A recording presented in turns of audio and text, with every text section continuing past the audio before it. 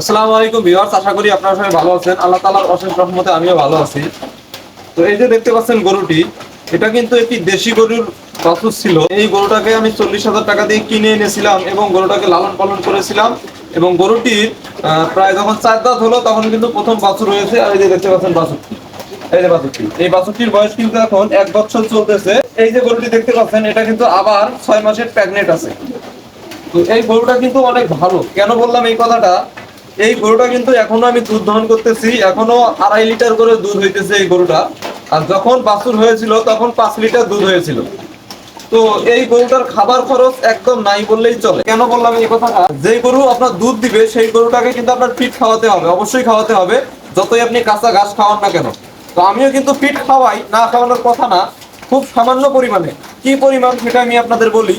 কৌটা যে দুধগুলো পাওয়া যায়, ডেনিশ বা বিভিন্ন যে দুধ পাওয়া যায়, এর যে একটা টিনের কৌটা থাকে, এই কৌটাটার 2 কৌটা করে ফিট আমি সকালে দেই পানির সাথে, এবং 2 কৌটা ফিট আমি বিকেলে দেই পানির সাথে। আর একে কাঁচা ঘাস এবং শুকনা খড় আমি খেতে দিই। এই খাওয়ার মধ্যে কিন্তু এটাই খায়। আর প্রতিদিন নিয়ম করে 2.5 লিটার দুধ এই গরুটা আমাকে দিতেছে। আর 2.5 লিটার দুধের দাম 60 টাকা করে হলেও 150 টাকা হয়। প্রতিদিন কিন্তু এ আমাকে 150 টাকা দিতেছে।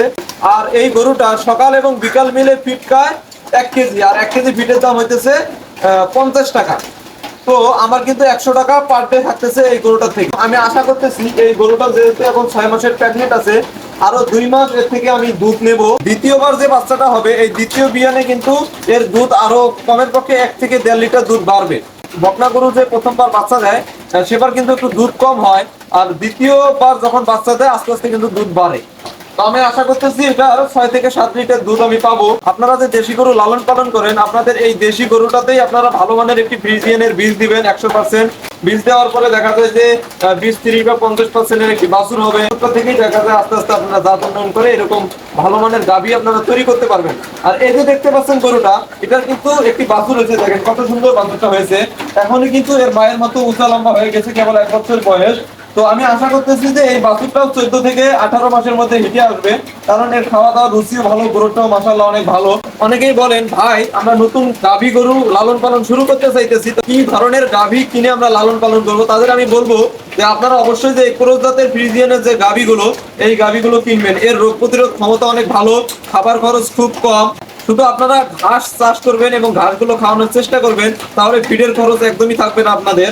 আর আপনারা লাভবান হতে পারবেন। এই গরুগুলো কিন্তু বছর বছর একটি করে বাচ্চা দেয়। এই যে দেখতে পাচ্ছেন আমি গরুটা দুধ দহন করলাম, এটা কিন্তু 5 লিটারের বালতি। এই দেখতে পাচ্ছেন অর্ধেক হয়ে গেছে বালতি। এই গরুটা লালন পালন করে আমি এক ধরনের লাভবান বলা চলে, কারণ এই বাছুরটাই সেদিন বলে গেছে পাইকার এসে 70,000 টাকা বলে গেছে বাছুরটা। আমার গরুটা প্রেগনেন্ট। তো আপনারা যদি গরু লালন পালন করতে চান, তাহলে অবশ্যই এই ধরনের গরু কিনে লালন পালন শুরু করবেন, আপনারা অবশ্যই লাভবান হবেন। তো বন্ধুরা, আশা করছি ভিডিওটি ভালো লাগবে। যদি ভিডিওটি ভালো লাগে তাহলে অবশ্যই লাইক কমেন্ট শেয়ার করে দিবেন। আজ এই পর্যন্তই। আল্লাহ হাফেজ।